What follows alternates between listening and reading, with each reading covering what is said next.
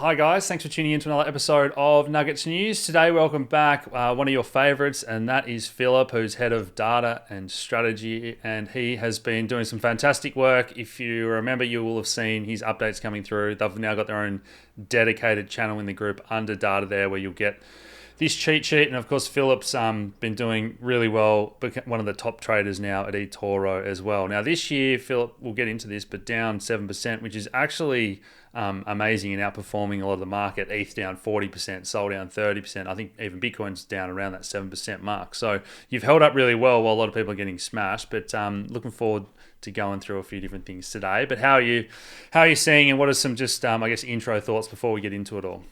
Appreciate it, man. Yeah, I think there's a little bit of, fear in the markets right now. I mean, if we look at any sort of sentiment metrics, we can see that there's fear in the markets.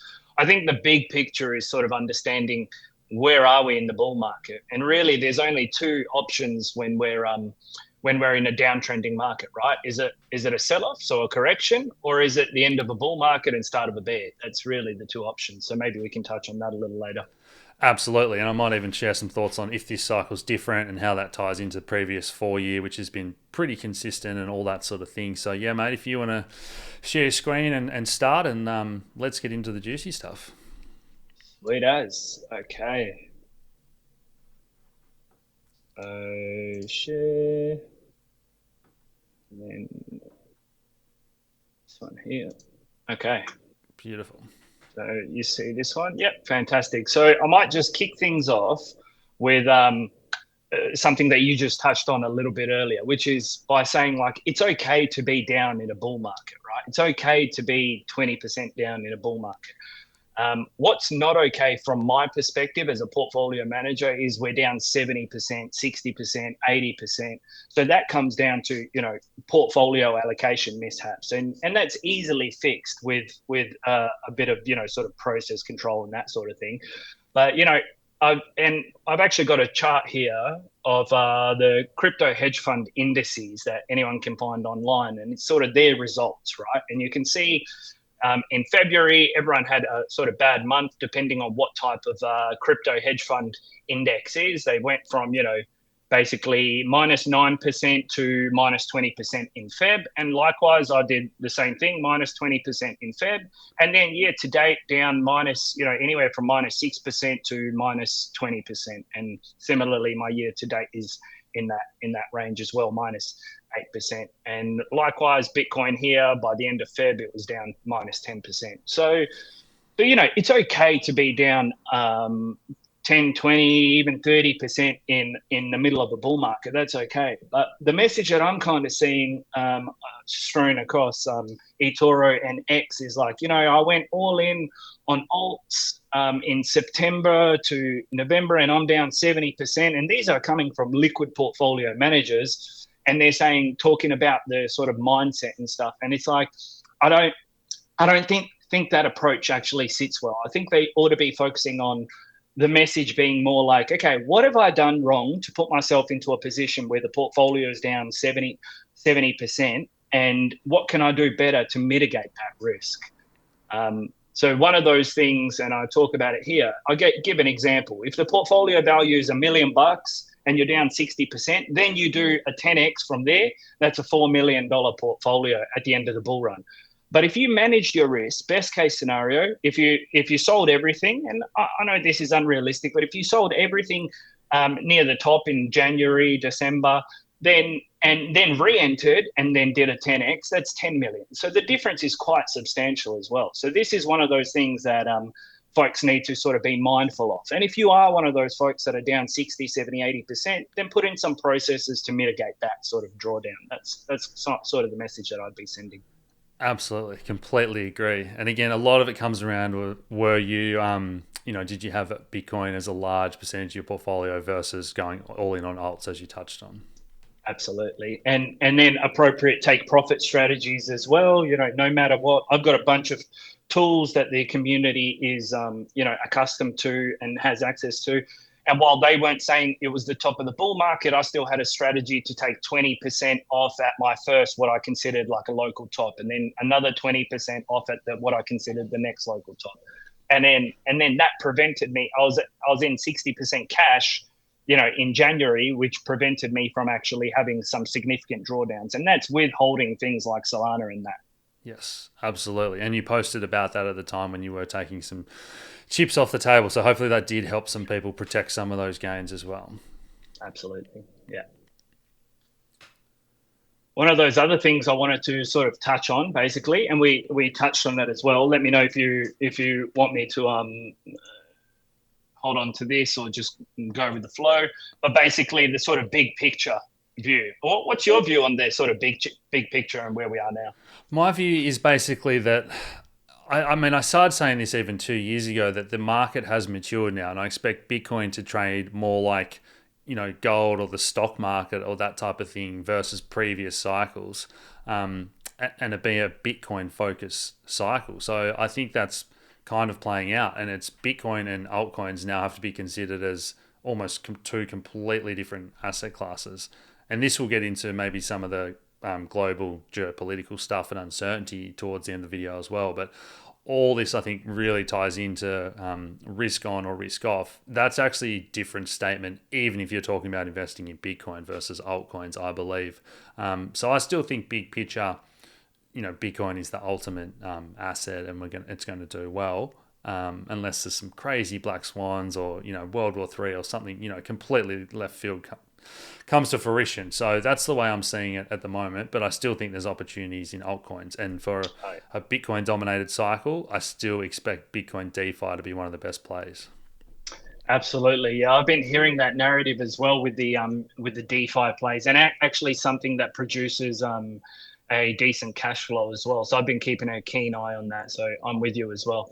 And you mentioned about the altcoins as well being a decent play. They've been beaten up badly, and one of the community members asked, like, "Oh, what are you allocating to, and why aren't you allocating to BTC?" And my answer was like the same answer for BTC and XRP. They're down 30%. The upside is limited compared to something like a altcoin, and some of them like your Hyperliquid or your Solanas, they're down 50, 60, 70%.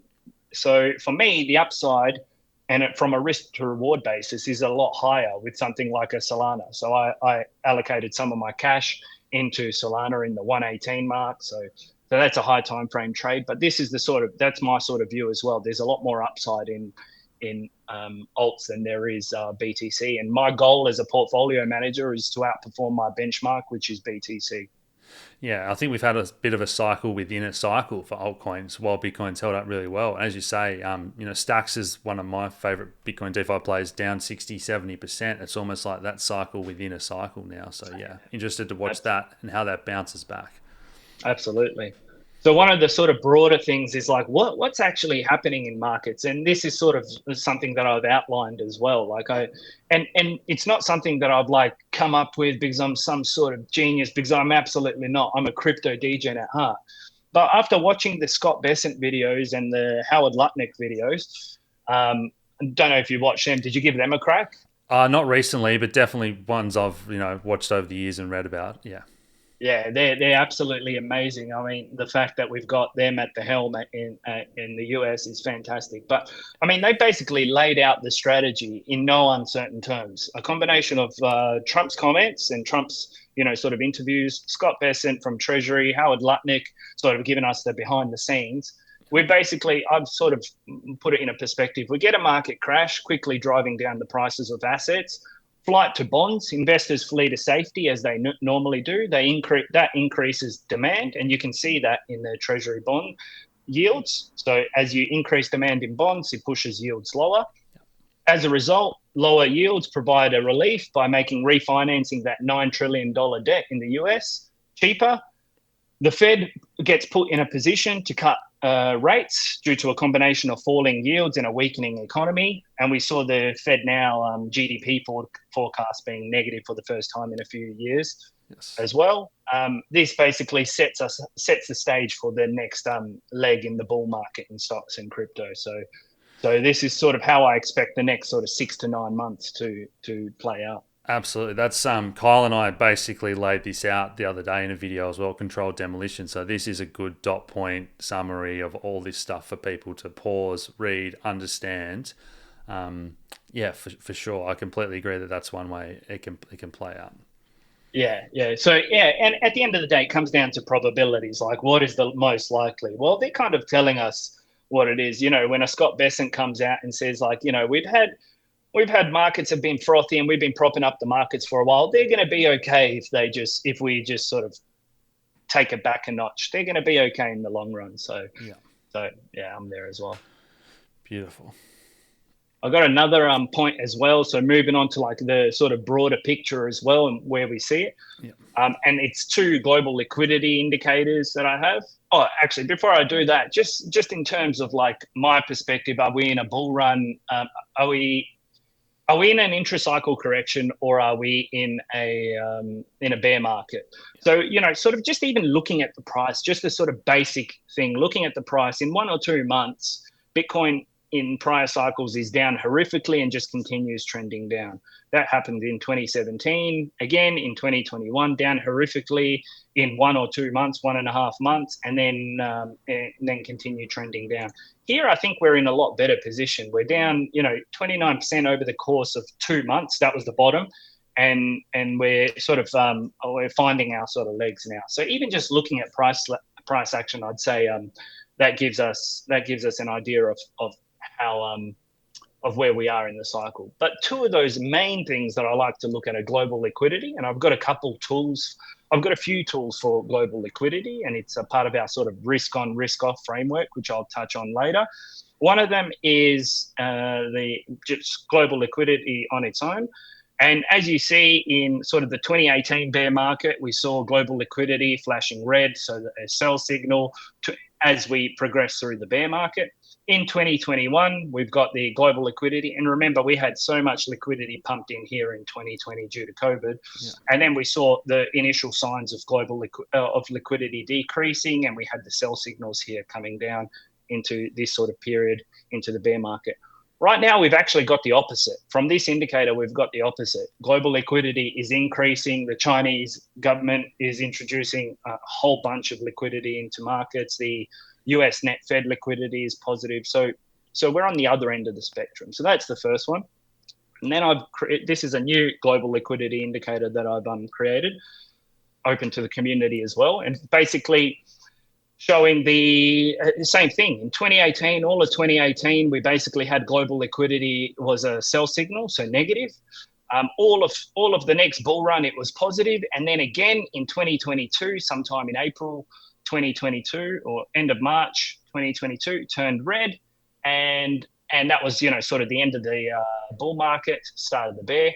And then again here, he actually did a great call and called for a sell signal, right at the top here of the most recent Bitcoin price action. But what's most interesting about all this is it has just flipped positive, as in it's a buy signal. Yeah. So global liquidity, from a global liquidity standpoint, we're in a fantastic position. Of course, there's other factors as well, but the reason I say global liquidity is because people far smarter than me, I haven't done this myself, people far smarter than me have actually looked at global liquidity and said, like, how well are we correlated? And what is the directional movement of BTC with respect to global liquidity? So Lynn Alden, Absolute Gun, and Sam Callahan showed that there's a directional, Bitcoin moves in the direction of global liquidity 83% of the time. And over the course of 2013 to 2024, there's a correlation of 0.94. S&P Global said there's a 0.75 correlation. Michael Howe, the godfather of global liquidity, basically showed there's a 0.9 to 0.95 correlation with global liquidity and BTC. It's a key driver of asset prices and a major influence on the price of BTC. So that's why we use global liquidity as a main metric. Absolutely. A lot of respect for Lynn Alden, who we've had on the channel in the past as well. Yeah. Absolutely. What are your thoughts on the sort of current global liquidity environment? Do you see it moving up in the next few years? I do, but I think, like you said, we have to have some sort of controlled demolition first. And this goes a step further than a normal correction, because historically we're seeing, love or hate Trump, they're coming in, they're gutting a lot of these old government, sectors and whatever, talking about, gutting the IRS, these huge tax changes, things that we may have literally never seen before. So again, all that uncertainty markets don't really like. Absolutely. But honestly, if they do a lot of stuff they're talking about, cutting tax for single parents or low income earners, all that stuff is going to put that a little bit more money in hopefully retail hands, and the top end of town and the stock market. Again, if that corrects hard, is that really a bad thing if it's hurting the ultra wealthy more than the small guy? So exactly what of those bills actually get passed and how that plays out, but just stuff about, Thomas Massey talking about ending the Fed. All these things can be things that markets have never seen before. And so, yeah, for the time being, I think that all ties into what we just spoke about before. There might be a flight to bonds and even, I think, gold for sure, but maybe a flight to Bitcoin. For the first time ever, it's earned its status as a bit of a safe haven. Interest rates are lower, makes Bitcoin look more attractive. All those things can be tailwinds, and that lengthens and matures this market kind of thing. Yeah, absolutely. Couldn't agree more. One of the things in my risk on risk off tool as well that I've spoken about, and by the way, it's in risk on mode at the moment. It flipped to neutral on the 4th of March, just as the markets were sort of breaking. Yeah. So that was a sort of period where we would risk off, and then just the other day it flipped back into risk on mode. So, Yeah. and the way that I kind of like to look at it as well is from the perspective of, and something that I've heard previously, I didn't come up with it myself, is as good investors, we should be looking to invest based on what our outlook is 6 to 12 months from now, and not what the outlook is today, because today has already been priced in. And that's what the risk on risk off tool is supposed to do, sort of give us an idea of what the markets will look like a few months from now. So global liquidity, we know, is about a 10-week leading indicator for BTC. So these are the sorts of things that we should be looking at, and then investing based on that. Cool. Yeah. Any of those signals that you wanted to break down in particular for people? Look, for the most part, most of the signals are sort of positive. They've just flipped positive. So, like I said, from the 4th of March, they flipped to neutral, and now we're back into that positive mode. One of the ones that I think is important as well is the BTC ETF inflows. And as we know, the folks that are buying BTC are probably a little bit older, more perhaps even a little bit more sophisticated, or folks that don't want to generally be managing their own keys and stuff like that, and institutional investors as well. So the fact that one's flipped positive after being negative for 2 months as well is showing a bit of a signal there as well, I think. Just on the geopolitical risk as well. So that's got the red there, and like we have to be realistic. Macron of France is talking about nukes and that war with Ukraine and Russia, and you got the UK talking about conscription, and Australia saying, "Oh well, we might do that if." So all these kind of things, absolutely, I think is the red indicator on geopolitical risk that we have to be mindful of. But also during a geopolitical risk, people that have made a lot of money on, say, the NASDAQ might go, you know what, I'm going to just rotate a little bit into some gold or some Bitcoin because, maybe we are looking at a controlled demolition that Trump and whatnot are talking about. So, yeah, all these things are coming together. And I don't necessarily think any of them are really bearish for Bitcoin. Even if we do have a geopolitical event, it can actually be bullish as well, particularly in, you got to think outside of being in Australia or the US. It's all these other countries where they might be freezing your bank account, confiscating your wealth, blah, blah, blah, where people are going to go, I want to be outside that system and be my own bank. Yeah. And inflating your money away as well. I saw a post the other day of Turkish lira and how far that's gone up, and it was like 12 years ago for the amount that you could buy a car. I don't know how many lira it was. You can now buy a scooter. So, wild. Just goes to show. Yeah, absolutely. One other thing that I sort of wanted to point out today is, so one of these tools is our sort of risk on off mode. The RORO tool, and then the other one is basically, and this is the one that gives me confidence that we're not in a bear market, we're simply in an intra-cycle correction, and that's basically the selling the top indicators. Basically, it's a combination of sentiment, on-chain technical indicators, that have historically called tops. And if they don't call the tops in one cycle, they get booted out. And if we look at today's date, 25th of March, and then compare it to the three largest local tops or Bitcoin cycle tops of previous bull runs, we're nowhere near what we saw in 2017 and the two tops in 2021. So when you look at this, there's only two options really. Either most of these indicators are wrong, or we're in an intra-cycle correction, which means the indicators would cool off. So this is something that also gives me the confidence. What are your thoughts? Are we sort of going through an intra-cycle correction? Absolutely. I'm even surprised that Bitcoin has held up this well. It could have easily had a 30 to 40% correction as we've seen in previous cycles. So the fact that it's held up this well gives me a lot of confidence. And as I said, I just think it's changed. Its qualities have matured now. And like, what is the reason to sell if you're a big investor with all these other things happening? Stock markets maybe being overvalued, this controlled crash, interest rates coming down. There's just so many reasons to hold it, even if you ultra high net worth and fund managers, and it's only that small allocation, 5% or whatever.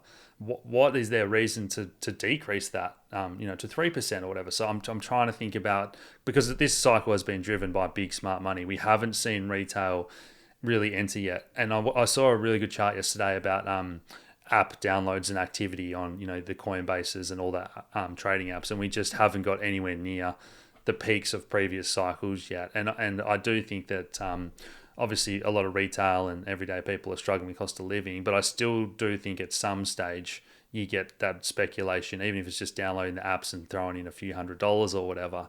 You have to think that that's going to surpass the previous all-time highs of app downloads and activity and that type of thing. So would you agree with that, or?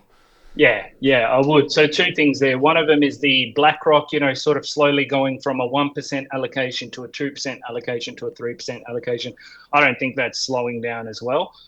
And in terms of, so I mean, compared to 2021 and discretionary spending, where we had a zero interest rate environment, and now we've got an interest rate environment where it's a lot higher, so less discretionary spending for folks. So until we get that right down, we perhaps won't see that sort of excess money coming into markets as we had seen, in 2021 and previous years. So, and we see the Fed interest rates coming down slowly but surely. The Aussie interest rates coming down. Global interest rates are coming down. The only one that's not from the main markets is Japan, and Japan's a bit of a different market as well. So yeah, completely agree that we need that liquidity event. And I think by lowering interest rates, it takes people's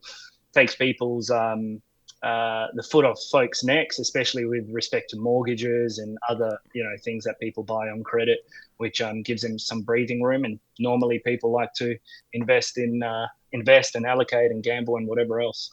100%. Well, that's probably a good place to wrap up. But guys, if you want to follow Filip, all the links down below to follow him on eToro, Twitter, and get all that data down below as well. But any final thoughts for people at home, mate? No, I think probably the last point is sort of just if you're looking at where the thing that I brought up at the beginning, thinking about process control and thinking about what you did right and what you did wrong. I speak a lot about that, and I also love to highlight the things that I did wrong in a bull market. It's okay that I took 60% cash position, but why didn't I make it an 80% cash position? These are the sorts of things that we should be thinking about moving forward to make ourselves better investors. So that's something that I would highly recommend folks do. Absolutely. Improve over time. Cheers. Perfect. All right, guys. I hope you've enjoyed Filip coming on. We'll have you on again in future, mate. Keep up all the great work that you've been doing for us and for your investors and copy traders, and we'll talk to you again soon. Appreciate it. Thanks, Alex. Thanks, gang. Cheers, guys.